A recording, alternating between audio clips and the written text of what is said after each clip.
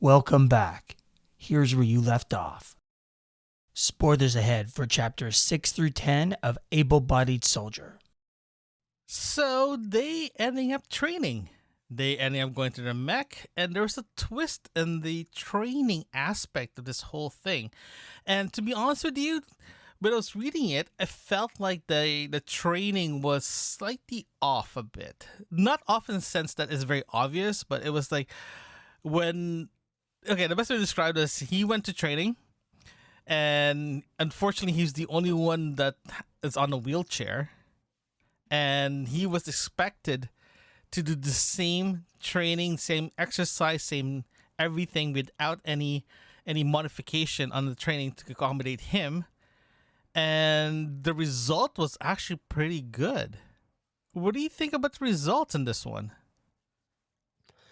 I think that whatever their reason for selecting him specifically clearly has to do with his army training, because everybody else was like Air Force, and you got some arrogant sort of fly jockeys there. One of them in particular he really disliked, but the funny thing was nobody really seemed that concerned. And I was reading it and thinking, he's taking it guru seriously. And I do like the twist at the end. I actually thought it was very interesting, but was it really his peers choosing him, or was it really the brass choosing him? I that wasn't completely made explicitly clear. Their opinions were probably taken into account, but I don't know if they were the ones that as a group signed off. What do you think? That's actually good. That's actually a good way to say it, because how I see it is, they even before the training, they already said that he got the job, right? So he got the job. He just needs to show up, right? And the purpose of this training was very simple: find out if they can jive together, right? And at the same time, test him if he's willing. If I have a feeling that if he really wants this job, he's gonna do whatever it takes to get this job done. If he's just want to get a paycheck, it's like, well, I can't really do that run because I'm in a wheelchair. Then that's when the another set of conversation we'll be having is like, well, this guy is asking for accommodation, but we can pick someone else, and he actually said yes to this. It becomes sort of like a morality thing regarding, would you accommodate someone with disability versus would you not accommodate someone that they know they can do the job and see how far they can push that person, And at the same time too, the people he ending up training with was, some of them are, as you said, they're really bully, very asshole-ish. And some of them are super nice people. They're willing to work with him. They're willing to listen and all that good stuff. I think this whole training thing is them to see if they can jive with him itself, and see, like, in other words, they're interviewing him the same time they're interviewing him. He interviewing them. I think that's what's actually happening. Right, and it's a very they were interviewing him. That's what you meant, right? Yeah, they're interviewing each other. They were interviewing him and seeing how he reacted, because they're already part of the program, even though he doesn't know it. And that's why none of them are particularly worried about it. But what's interesting is I find it interesting to see them go through I guess you call it the selection process, and he's not outpacing basically any of them in any single thing, but he's still finishing it. And in a lot of ways, that's the mechanic they want to see. Will he finish it? Will he give up? Yeah, no, you have a very, very, very good point there. You're right, because he did not finish on the top. He finished behind everyone else. He did not make any excuses. He showed up when he needs to show up. He did all the exercise. He did all the tests. He did all the physical tests and all that good stuff. And he was always last, right? But one thing Well, I mean, in a selection process, take the Navy SEALs, for example. They believe that effort always trumps strength. In other words, the more effort you put into it, the more likely you're good. Like if you put more effort than the bad guy, the enemy, then eventually you're going to win. If you're not willing to give up, then eventually, regardless of your size, you're going to win. Right. And I think that's sort of the idealism that I think the training was testing him for. Do you think that's a good No, analogy? that's a great analogy because, as you said, if he's willing to do all this hard work, right, and doing all this work and not finish first, he is the best candidate. You're right. He's the best candidate. Even the best one is actually the climbing one. Remember the first exercise they did, they have to climb to the top and get the key, right? And first thing he noticed is everyone's clambering up in this section, trying to get up. And he said, well, because of my upper body strength, because of what happened to me, I can climb up pretty fast. So he did. He got there relatively, I think, the top 3 or whatever. Came down, did go straight to the simulation, right? The war game simulation. And the first thing he did is like, okay, I'm just gonna sit back and see exactly what's happening here. And you got this guy showed up. It's like, okay, this is what we're gonna do. Blah blah blah blah blah. And he's like, well, dude, slow down there. We can't just commit all our forces into one. We gotta step back a bit and make sure everything's secure here, right? And they were arguing back and forth. Next thing you know, they're glad instead they kept some people behind in their simulation to make sure their base is safe, and it actually worked out really well. And that's when he started saying, okay, we have people here, cadets, as far as he's known, he's just recruiters or recruit soldiers.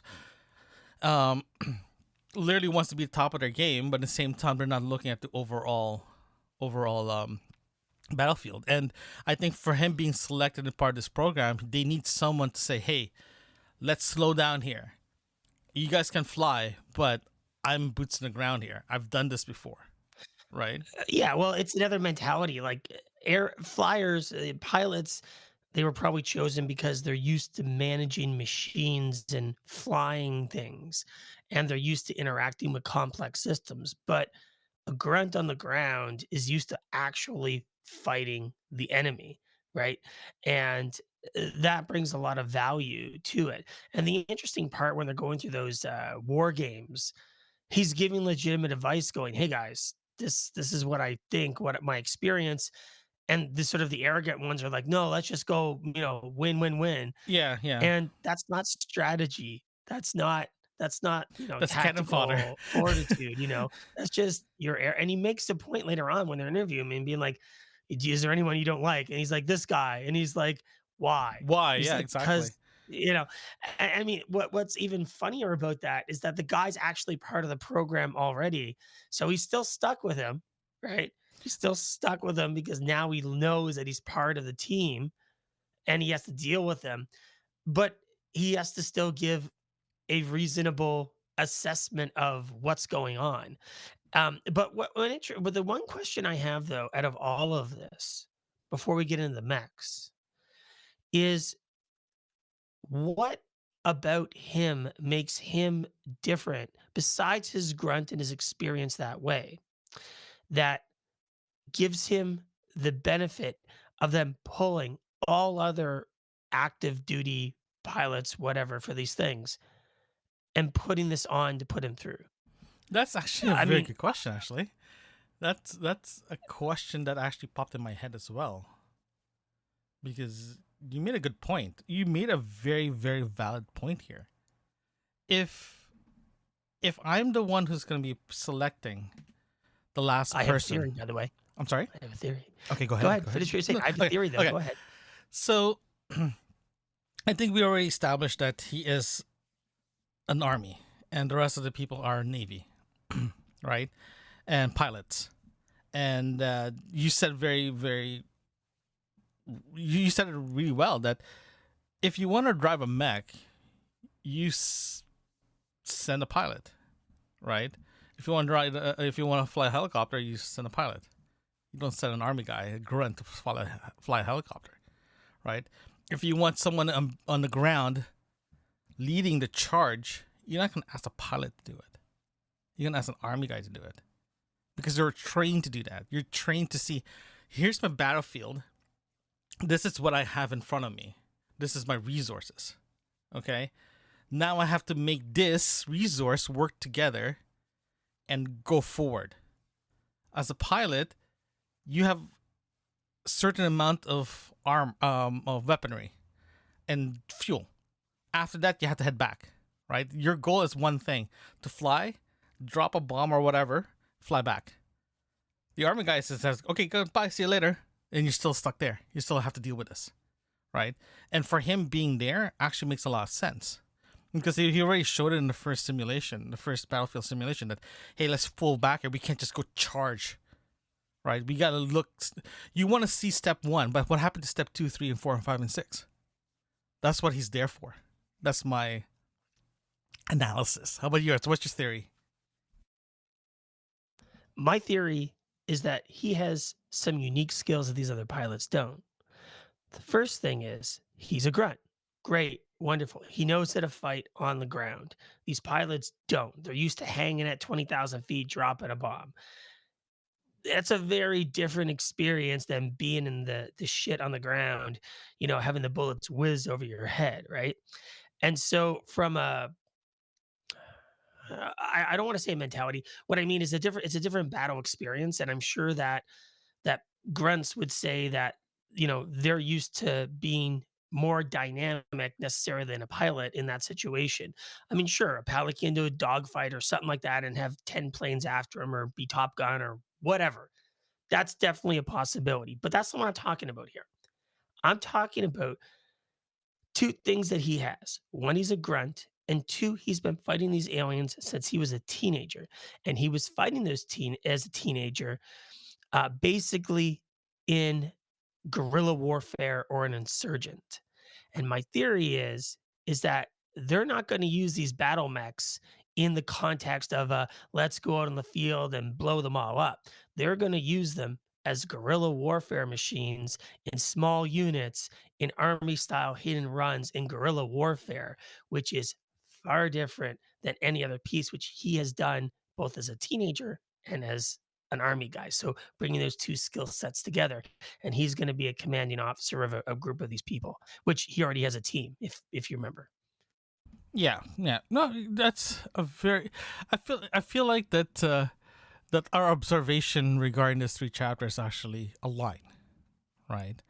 And there's a lot of things that to unpack overall, because I really like the flow of this book so far.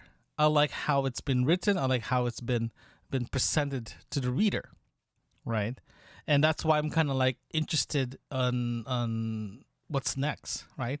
And the last part of this of our reading, our chapter reads, is them going into the mech. I think that was a very, very interesting thing, because this is when he found out that this is when he found out that everyone's already part of the team. He's the last one. He got in there.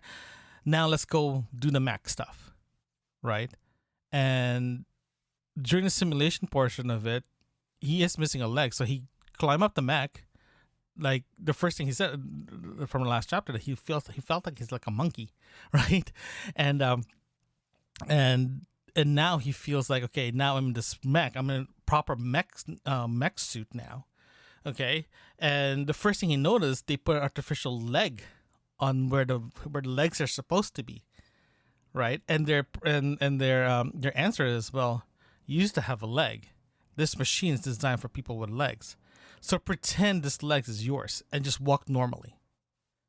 Right, so all the training, all the simulations they did, all the exercise, all the training they did, they collect enough data on him so they can modify the mech. I think we had the discussion in the last episode. How are they going to modify the mech to suit him?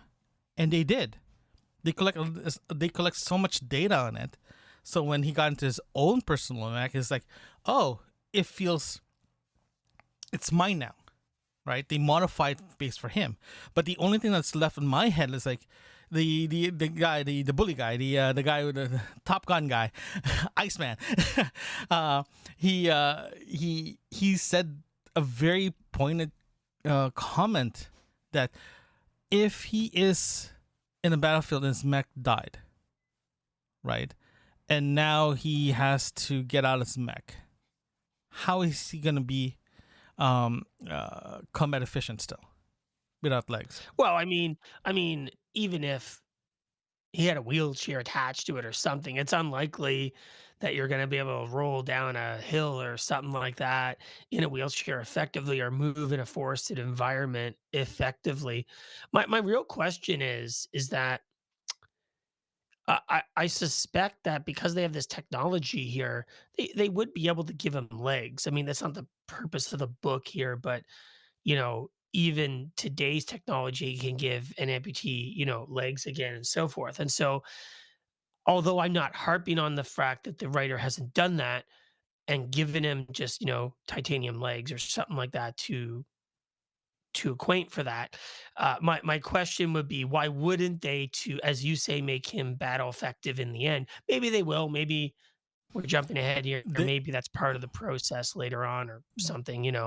they Like, did what do you answer think that about question that? though. They did actually answer that question in the first three chapters because during his rehab stint, that his body theoretically they can grow a new limb, right, or grow enough uh, um, um, um, something to help him grow new limbs or get fitted in a prosthesis that works for him.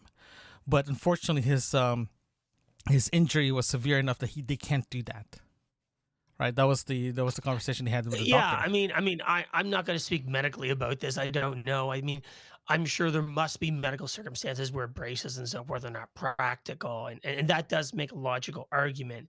I haven't seen a lot of situations where they haven't been able in our day and age to be able to fix that in some capacity, whether or not it's completely usable as a leg or just more something to stand up with. As far as I'm aware, they can usually work around it for the most part, but Yeah. I guess we have to accept that as part of the book here to say that he can't.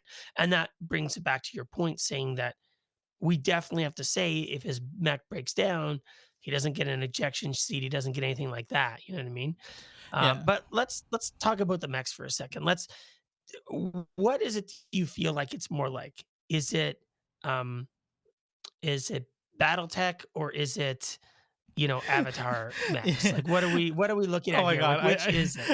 When you put the question, And first thing we out of we my dated head. ourselves by making that statement. You know what I'm talking No, about. But it's what you're close to we're based on the album art, based on the cover art. It felt like it's like Macross or anything like that. Anything that's like Japanese style mech suits, or even we're not looking at Pacific Rim style mech here.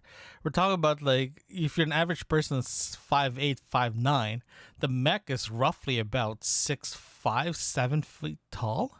So we're not looking at big mechs here. We're talking about just So the reason I'm asking is I'm thinking Avatar level mechs. If you remember the movie Avatar, the yeah, mechs they yeah, had, yeah. those ones, that's the kind of thing or the Oh yeah, yeah, size I'm yeah. kind of feeling like. Well, based on the Okay. description that they had in the book, it felt like that. You're right. It felt like the Avatar mech, but I feel like more like a Robotech style mech than anything else. A Well, I smaller. mean, yeah, it has guns, it has whatever, it has missiles, whatever. I totally get that. I just meant because he has arms and he can use them, and they did in that. And I mean, it swivels and it has clear displays, and it just felt much more like that with a few additional missile launchers and guns on it. Really, I mean, that's really what it felt like to me. I mean, from a descriptive perspective, do you think I was on there? No, no, you're 100% because I was thinking the same thing as well too. Because the way to describe the mech suit within the book itself, it felt like he can maneuver his arms inside the suit, right? In the same time, he has to use his own leg to move forward and back. I have a feeling that mech suit he doesn't put his arms within the arms of the mech itself, but it's more like you're in a cabin. It's almost like you're in a cab and you're in a cab. To walk, is you have to use your feet to walk, but all your controls are still arms arms away, but you don't stick it in the arms of the mech. You know what I mean? So if you want to move your arms on the mech, you have to physically move a joystick, for example. That's why I'm feeling it, but I don't see them putting their No, no, hands they inside the said he arm. has gloves on. He said he has gloves on, Oh, and he's using that to tap. That's what yeah, they said. It's a glove-related thing. yeah, But you're right, there is physical movement, sure, but it's more glove related to do that. But I mean, I'm not I mean, we're nitpicking over this quite heavily here, and that's okay, because Oh, I mean, the whole thing is about the mech and mhm. what it can do and so forth. But my bigger question is, and what's going to come next is, what is it that they want them to do with the mechs? Are we going to go fight the insurgents? Are we going to go fight the aliens? Which is it going to be here? Like, I'm not sure yet. I really don't have a good sense of it. I have a feeling to be a little bit of A, a little bit of B. Right? You have the fanatics, You're the gonna go with cult the people. safe option. Is that what you're Yeah, doing? so The I have the safe feeling that option? the first thing that they're gonna do to test out the new crew is to go against the fanatics, the cult members, right? Because remember, right now the aliens are using humans as a proxy on this. So let's test this out first with a bunch of crazy humans first, right? Let's find this proxy warfare. You know what I mean? Yeah, I And know. I after still that, think my theory of a guerrilla warfare might be interesting because that's what the insurgents are basically doing, a guerrilla warfare. It sounds like, at least. oh yeah, it's gonna be the first battle, the first test of this mech will be fighting those guys, right? And as soon as they tested it and make sure everything, their tactics make sense, that's when they're gonna say, okay, let's go beat up the big guys now, right? Because you need to test yourself first in a smaller, quote unquote controlled environment, right? That they can know the outcome pretty easily. You don't want to go fight the big guys. Next thing you get there, and only one person survive. That's just a bad odds there, right? So I have a feeling that they're gonna test it out first with the insurgents, the cult people, and after that, if everything goes well there, they're gonna adjust properly and go against the big guys. That's how it's gonna happen, because that's what I think is gonna happen. Because I think you have the same mindset, so you do not bring your brand new shiny gun to a fight that's already been going for like 20 years, right? It just doesn't make any sense. You gotta test it out slowly. I just wonder if they're gonna limit the book to being on Earth, or they're gonna go off, or they're gonna. I'm not too sure what's gonna happen with it. But what do you expect for the next few chapters? We're doing 11 to 17 next. What do you think? I think I'm gonna stick with my theory that after they tested the mech and all that stuff, doing new tactics, of course, there's gonna be personal clash and all these people that's on the team, and they're gonna find a lot of issues, a lot of problems before they go to the next mission. I think for the next 2 chapters, that will be a testing the mech, testing how they do things, and after they're gonna get ready for the next, their first quote unquote first mission with him. What's yours? I tend to agree with you. I don't disagree with anything you said. I think that the only thing I'm kind of curious about that you didn't mention is, what's the strategy going to be? Join us next time as we review chapters 11 through 17 of Able Bodied Soldier. Thank you for opening the book with us today. Subscribe so you won't miss our next episode. We would love to hear from you. Share a review or email us at yourbookmarksinfo@gmail.com. Join us again right here where you left off.